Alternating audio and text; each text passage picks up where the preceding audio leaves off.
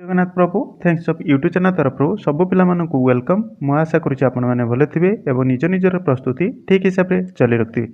आज किसी क्वेश्चन नहीं आसो आप स्पोर्ट रिलेटेड 2026 आगामी दिन में 2026 एग्जाम होगापी जाऊँगी RI excise constable forest guard और ओडिशा पुलिस और आपण वाईएसएफ रिलेटेड एग्जाम को रिलेट करके आज आम क्वेश्चन आसो स्पोर्ट रिलेटेड। आसतु डिटेल्स पर आलोचना करिया कौन सब रोचे और क्वेश्चन गुड़िक पाखापाखि 30 ରୁ 40 टी रोचे आपण डिटेल्स भाव में बुझे और पीडीएफ आपण शेयर करदेबू। आपण पीडीएफ केमी पाइबे ताहा डिटेल्स भाव में आपण वीडियो में कहीदेवी। आसतु आलोचना करिया कौन सब क्वेश्चन रोचे। प्रथम क्वेश्चन रोचे 2025-26 आशेष सीरीज किए जीतीला। प्रथम हूँ आशेष सीरीज किए जीतीला ना इंग्लैंड रूस ऑस्ट्रेलिया भारत ना आपनकर ऑस्ट्रेलिया ही जीतीला। ऑप्शन नंबर सी हूँ उत्तर। विजेता होता सीरीज हूँ आप ऑस्ट्रेलिया होता 2025-26 आशेष सीरीज। एथर फलाफल ऑस्ट्रेलिया 4 नंबर और इंग्लैंड 1 नंबर थिला। सीरीज श्रेष्ठ खेलाता होती Mitch Starc. Australia Mitch Starc थिला श्रेष्ठता सीरीज ही पाई जे हूँ आशेष सीरीज रे श्रेष्ठ सीरीज किए ना मिच स्टार्क ही पाई। बुझिपारे। नेक्स्ट क्वेश्चन हूँ खेलो इंडिया गेम 2026 किए जीती। महाराष्ट्र गोवा कर्णाटक मणिपुर ना ऑप्शन नंबर सी हूँ कर्णाटक ही जीतीला। ए देखु संस्करण थिला ये 2 नंबर संस्करण थिला। एथिरे तार मास्कटा कौन थिला ना डॉल्फिन मास्कट थिला एवं एथिरे ये कर्णाटक सुना 3टी पाइला और रूपा आपको 2टी पाइला ब्रॉन्ज हूँ 6टी टोटाल पदक आपंकर 11टी पाइला के ना कर्णाटक। एथिरे मस्कटटा मन रखे मस्कट हूँ डॉल्फिन मस्कट थिला। यार संस्करण थिला 2 नंबर संस्करण ही थिला। 2025 आजानाल शाह कप किए जीतीला। आजानाल शाह कप 2025 किए जीतीला ना ऑस्ट्रेलिया बेल्जियम भारत जापान ना ए पाइला बेल्जियम ही पाइला। आपको 2025 आजानाल शाह कप जीती। विजेता हूँ बेल्जियम रन आफ्रे थिला आमर भारत थिला। अंतिम संस्करण रे थिला माने अंतिम संस्करण 1-0 गोल रे समाप्त होइतिला। संस्करण नंबर थिला 31 नंबर थिला। स्थान थिला आपनको मालयेशिया ही थिला। बुझिपारे। तब नेक्स्ट क्वेश्चन हूँ 2025 फीड महिला विश्व कप जीतीला ना आपण ऑप्शन हूँ दिव्या देशमुख ही जीती। नेक्स्ट क्वेश्चन हूँ पेरिस डायमंड लीग 2025 किए जीती ना हूँ नीरज चोपड़ा ही जीती।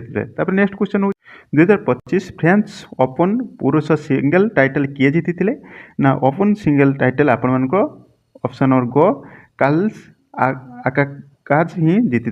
से महिला किए जीती। महिला आपण संस्करण थिला 124 नंबर थिला। पृष्ठ नंबर माने पृष्ठभूमि थिला 1 एवं स्थान थिला रोमांडो। एथिरे थिला फ्रेंच महिला आपण अमेरिका जीतीला।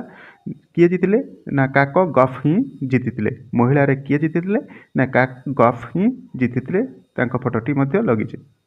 अब नेक्स्ट क्वेश्चन हूँ विश्व टेस्ट चैंपियन WTC 2025 फाइनान्स किए जीतीला ना दक्षिण आफ्रिका जीतीला। विश्व टेस्ट चैंपियन WTC 2025 फाइनाल किए जीतीला ना दक्षिण आफ्रिका जीतीला।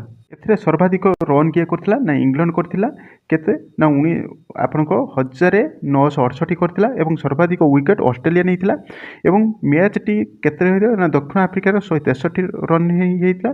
केबे होइतला ना 16 जून 2023 रु 14 जून 2025 सुधा होइतला एवं संस्कर केते थिला ना संस्कर होउची 2 थिला। अब नेक्स्ट क्वेश्चन क्यों दल यूईएफ महिला यूरो 2025 रे जीतीला ना आपण मानकर ऑप्शन नंबर होची इंग्लैंड ही जीतीला। आयोजक कि थिले ना आयोजक स्विट्जरलैंड थिला।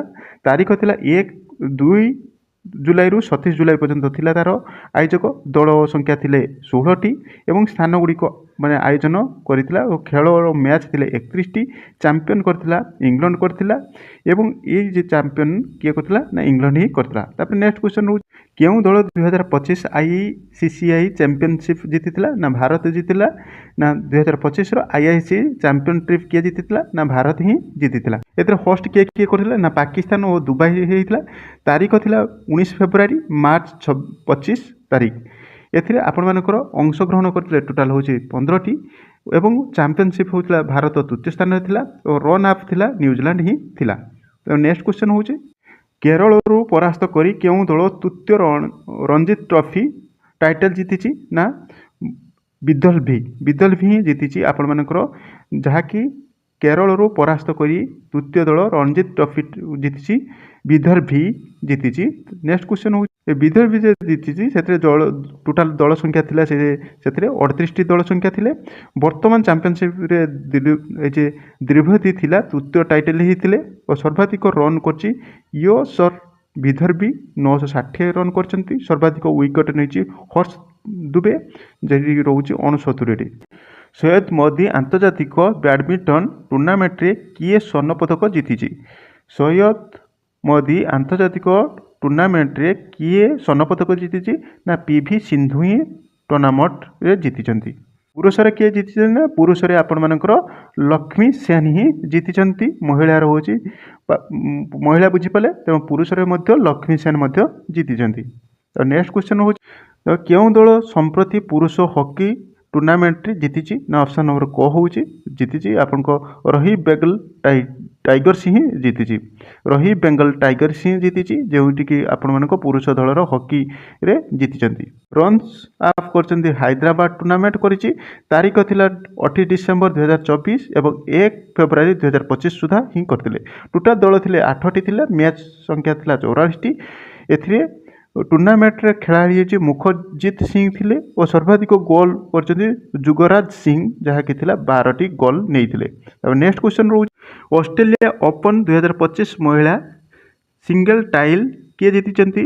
ନା ଆପଣଙ୍କ ମେଡିସନ୍ କପ୍ ହିଁ ଜିତିଛନ୍ତି, ଯିଏ ରହୁଛନ୍ତି କି ମହିଳା ଖେଳାଳି ଥିଲେ। କିନ୍ତୁ ପୁରୁଷ ଖେଳାଳି କିଏ ଅଛନ୍ତି? ପୁରୁଷ ଖେଳାଳି ଆପଣଙ୍କ ଜାକେ ସିନ୍ ଇଟାଲୀର ସିଏ ଜିତିଛନ୍ତି। ପୁରୁଷ ସିଙ୍ଗଲରେ ଜାନିକ୍ ସିନଲ ଇଟାଲୀର ବ୍ୟକ୍ତି ଅଛନ୍ତି, ସିଏ ମଧ୍ୟ ଜିତିଛନ୍ତି।